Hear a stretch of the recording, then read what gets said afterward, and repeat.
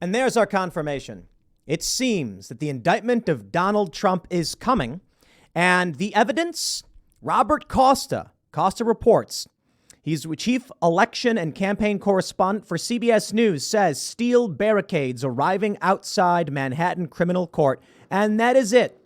An 8-second segment where barricades are being unloaded by the NYPD outside of the Manhattan criminal court, where they believe Donald Trump will be indicted. Now, I don't know that Donald Trump will actually be arrested and face a perp walk, but the GOP is striking back. House GOP targets Manhattan DA as possible Trump indictment looms. I do not believe they would put out these barricades unless they knew it was going to happen. Why? Donald Trump said they're going to arrest me on Tuesday, protest. Now, the argument may be the NYPD says, or the New York City government, look, whether he's indicted or not, people are going to protest, get the barricades ready. I doubt it. Trump supporters are not the kind of people to go out unless a thing happens. In fact, even when a thing happens, it's hard enough to get Trump supporters to come out. If Donald Trump does get indicted, I don't think we will see strong protests, but that's what they're worried about. They are not, in my opinion, worried that Trump supporters will randomly show up if Trump is not indicted. There's got to be something to react to. Now, the extradition is where things get interesting. And Ron DeSantis has actually issued a statement when he was asked all about this. I think I should play it. Actually, I don't know if I have the full statement here. Let me see if I get a different one. We got 3 minutes and 45 seconds, but I do think it's from Jenna Ellis. You should hear what DeSantis has to say, because he targets the fact that it's a George Soros funded district attorney. It's political. He doesn't want to be involved in it. He's focused on Florida. These are all very important things. But I do think the important question here, as it pertains to the bigger picture, not just DeSantis potentially running for president, but the extradition of Donald Trump. If New York indicts and Donald Trump is in Florida, and Florida says, F you, we will not send Donald Trump back for your political garbage, and Trump refuses to go, then what? New York petitions the federal government. They say, he's a criminal in our state. We want him, but Florida won't cooperate. What do you do? We are talking about the first ever of its kind indictment. It is the indictment of a former U.S. president, and it is pitting the red states against blue states. And oh boy, I have no idea where that goes. Let me play for you the statement from Ron DeSantis. You can see his breakdown of this.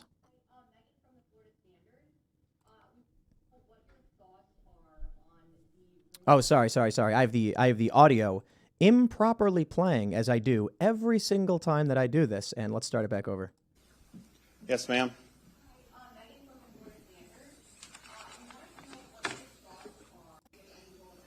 Okay, you can't hear a word this woman's saying. Manhattan District Attorney Here you go. is a Soros-funded prosecutor. And so he, like other Soros-funded prosecutors, they weaponize their office to impose a political agenda on society at the expense of the rule of law and public safety. He has downgraded over 50% of the felonies to misdemeanors. He says he doesn't want to even have jail time for the vast, vast majority of crimes. And what we've seen in Manhattan is we've seen the crime rate go up, and we've seen citizens become less safe. And so you're talking about this situation with, and look, I don't know what goes into paying hush money to a porn star to secure silence over some type of alleged affair. I can't speak to that.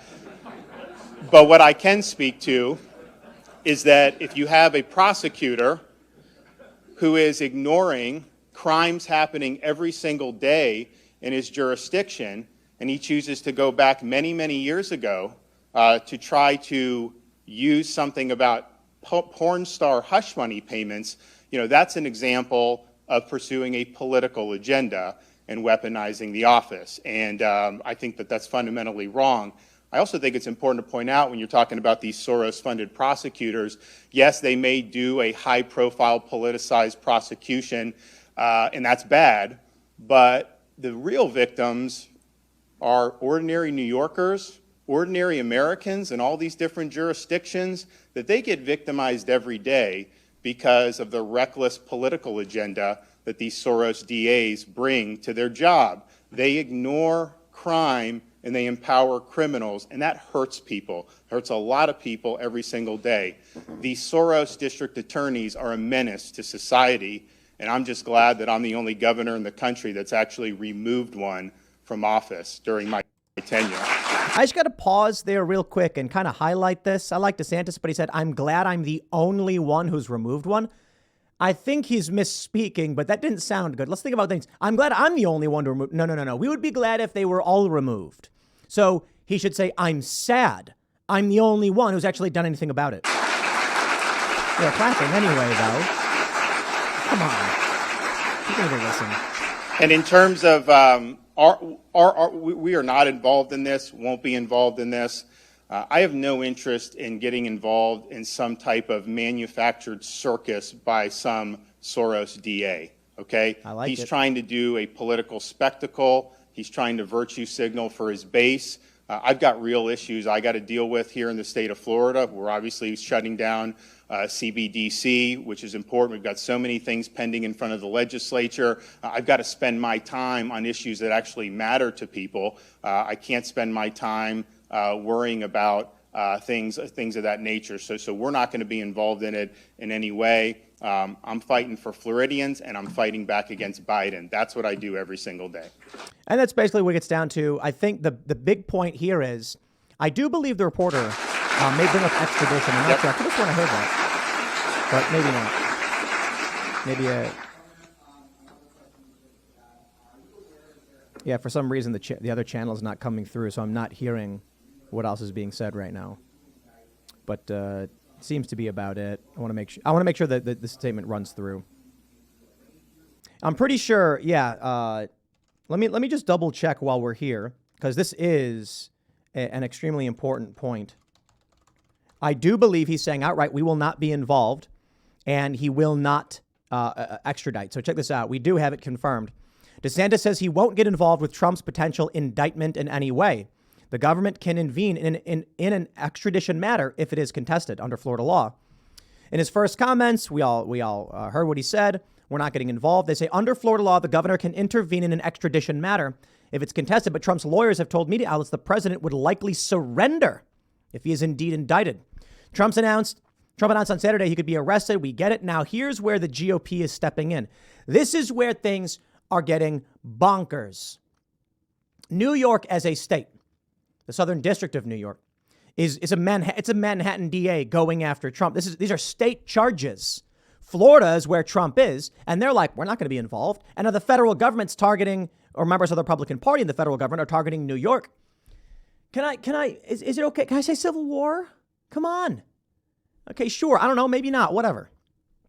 Here we go. House Judiciary Chair Jim Jordan and senior GOP leaders are preparing to demand testimony from members of the Manhattan District Attorney Alvin Bragg's office amid reports of an imminent indictment of former President Trump. Republicans are discussing firing off letters summoning employees of the Manhattan DA's office for sworn testimony, according to a GOP official familiar with the plans. We have the letter, my friends, from the House Judiciary GOP. It says, Dear Mr. Bragg, you are reportedly about to engage in an unprecedented abuse of prosecutorial authority, the indictment of a former president of the United States and current declared candidate for that office. This indictment comes after years of your office searching for any basis on which to bring charges, ultimately settling on a novel legal theory untested anywhere in the country and one that federal authorities declined to pursue. If these reports are accurate, your actions will erode confidence in the even-handed application of justice and unalterably interfere in the course of the 2024 presidential election. In light of the serious consequences of your actions, we expect that you will testify about what plainly appears to be a politically motivated prosecutorial decision. Oh, boy. The New York County District Attorney's Office has been investigating President Trump since at least 2018, looking for some legal theory on which to bring charges. The facts surrounding the impending indictment have been known for years. Michael Cohen, President Trump's disgraced former lawyers, pleaded guilty over 4 years ago to charges based on the same facts at issue by the impending indictment. But by July 2019, however, federal prosecutors determined that no additional people would be charged alongside Cohen. Now, in the words of one legal scholar, you are attempting to shoehorn the same case with identical facts into a new prosecution, resurrecting a so-called zombie case against Trump. Okay. I don't know what they can do. Make them testify. I don't know what to expect. Part of me cannot believe that there will be an indictment of a former president in this way. The other part of me says they will stop at nothing to come after Trump. And with the deployment of these barricades, I gotta say, it's starting to feel like they are getting serious about these moves. So what more can be said other than we will wait and see. Tomorrow morning, we will know whether or not they will indict Trump. And you know why Donald Trump says that he will surrender? If Donald Trump is indicted, I believe it will push him towards re-election victory. I believe based on the current state of facts as of today with the banking crisis and the economic crisis, Donald Trump today stands to win. Tomorrow, that may be different. There are many variables we can't predict. But if they arrest him and make a martyr of him and have people in this country start getting real scared about what's going on with Democrats weaponizing their positions of authority, it's going to wake up a lot of people. Now, don't get me wrong, the Democrat cult will double down. But I think moderates will shift away, very seriously shift away. So these are the latest updates.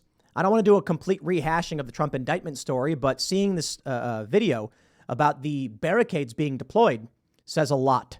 And then DeSantis' responses are all breaking news, but I will keep this one short and leave it there. Next segment is coming up at 6 p.m. on this channel. Thanks for hanging out, and I will see you all then.